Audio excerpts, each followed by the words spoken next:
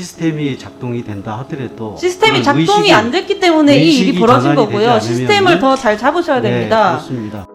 김용균님 사고 때도 해당 발전사는 시키지도 않은 일에 김용균이 알아서 하다가 사고가 났다라는 입장이었죠. 이건 사건 최고 책임자인 원청의 왜곡 시도입니다. 그리고 비정규직 노동자가 비정규직 없는 세상에 살고 싶다라고 말씀하셨거든요. 발전소에서 이런 비정규직의 절망, 남부 발전에서는 없도록 해주시리라 믿고 있겠습니다.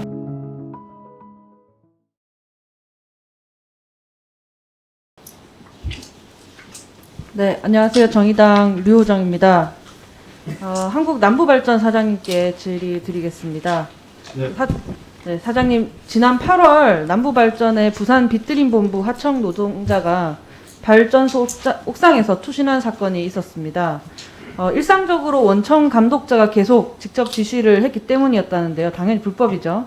안 되는 일도 무리한 일도 계속 해내라고 지시가 있었다고 합니다. 재해자와 하청 노동자 동료는 하청업체 측에 꾸준하게 원청이 직접 지시를 그만하게 해달라고 요구를 해왔다고 합니다. 알고 계십니까? 예, 현재 조사가 진행 중에 있습니다. 네. 그런데 당시에 투신한 지 근 한 달 만에 나온 원청 입장문에서 마치 아무 일도 없는데 혼자 이유도 없이 갑자기 투신한 사람으로 표현을 했어요. 이것은 적절하다고 생각하십니까? 짧게 대답해 주세요. 네, 우선 그 사고 당시에 적절합니까? 병원에 같이 갔었던 상황에서는 전혀 그 갑질이라든가 이제 이런 부분에 대한 의사표명이 없었기 때문에 네, 해당 노동자분이 인격 모독을 느꼈다고 했고 그랬는데 이제 그런 말씀하시면서 이제 받아들일 수가 없다라고 하는 건데 갑질 당한 사실도 존재하고 뭐 이런 불만에 대해서도 이렇게 말씀을 하셨는데 뭐 이런 것도 이제 원청이 뭐 허락을 해줘야 인정이 되는 건가요? 이런 입장문은 부적절합니다.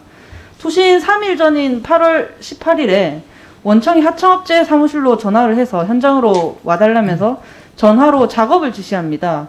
현장에서 원청 직원의 지시하에 작업하던 중에 재해자의 얼굴로 염산가스가 분출되는 사고가 발생했습니다. 사장님, 원청이 지금 직접 지시하는 것이 적절하다고 생각하십니까? 원래 그 직접 지시는 할 수 없도록 되어 있습니다. 현장 네, 감독관을 부적절합니다. 통해서 짧게 대답을 부탁드립니다. 화면을 보시겠습니다. 사장님도 보고를 받으셨을 텐데요. 여기도 마치 재해자가 시키지도 않은 일을 하다가 사고를 낸 것처럼 쓰여 있습니다. 김용균님 사고 때도 해당 발전사는 시키지도 않은 일에 김용균이 알아서 하다가 사고가 났다라는 입장이었죠. 이건 사건 최고 책임자인 원청의 왜곡 시도입니다. 재해자가 작업 허가서도 없고 안전장구도 없는데 어떻게 작업하느냐라고 항의를 하자 원청의 감독자는 그냥 시키는 대로 하라고 합니다. 되려 재해자에게 염산을 치우라고 호통을 칩니다. 재해자는 이 일이 있고 나서 3일 뒤에 투신합니다. 사고 전후로 인격적 모독을 느꼈다고 주위와 가족에게 토로합니다. 사장님, 원청이 직접 지시를 하는 건 둘째치고 염산가스가 얼굴에 분출되었음에도 작업 중지는커녕 계속해서 일을 시키는 대로 일을 하라는 것 적절합니까? 우선 그 상황에 대해서 잠깐 설명을 드리자면요. 적절합니까? 직접 지시는 안 되는 것이 맞습니다. 의원님 네. 말씀대로. 그리고 계속해서 이런 식으로 갑질하는 거 적절합니까? 안 됩니다. 네. 지난 5월에도 재해자는 또 위험한 상황에서 일을 했는데요. 밸브 교체 작업이었는데 해수가 쏟아져서 매우 위험한 상황이 발생할 수 있었습니다. 그런데 원청 감독자는 무조건 지금 공사기간 단축을 위해서 해내라고 작업을 지시했다고 합니다. 원청의 직접 지시와 이런 하청 노동자들의 안전은 신경도 안 쓰는 문제, 남부발전의 구조적 문제로 인식을 하고 계십니까?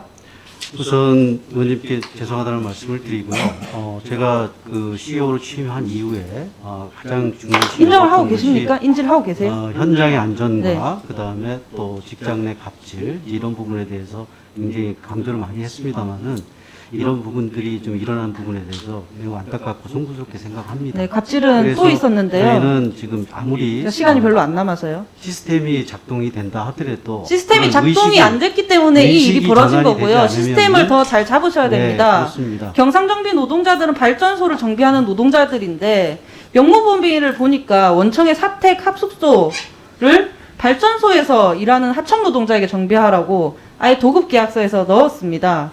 다른 발전소는 이런 비상식적인 사례가 없었어요. 그렇죠? 잘못됐죠?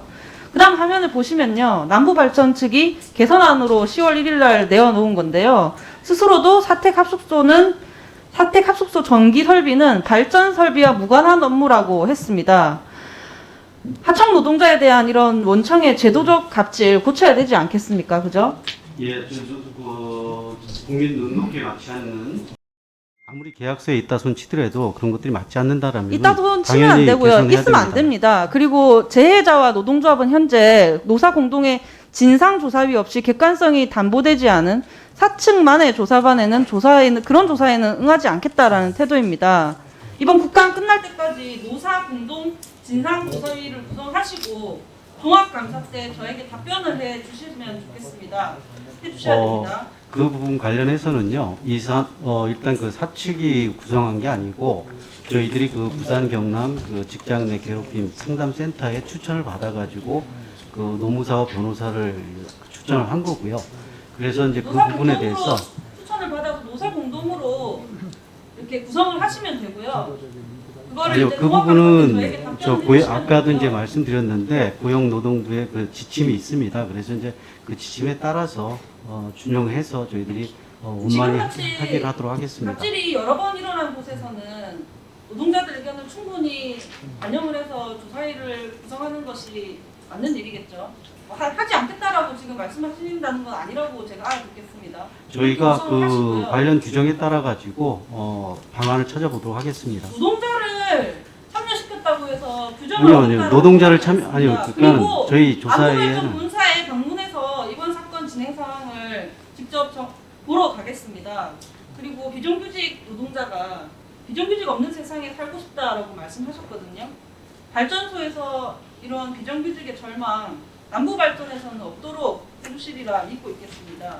네, 앞으로 이번 사건을 계기로 해가지고 직장 내에서 어떤 그 괴롭힘이든가 갑질 사례들이 발생하지 않게끔 철저히 관리하고, 그 다음에 이번 그 부산 빗드림 본부에서 발생한 그 관련자들에 대해서는 조사 결과 그것들이 인정된다고 하면은 철저히 문책하고 다시는 재발하지 않도록 하겠습니다.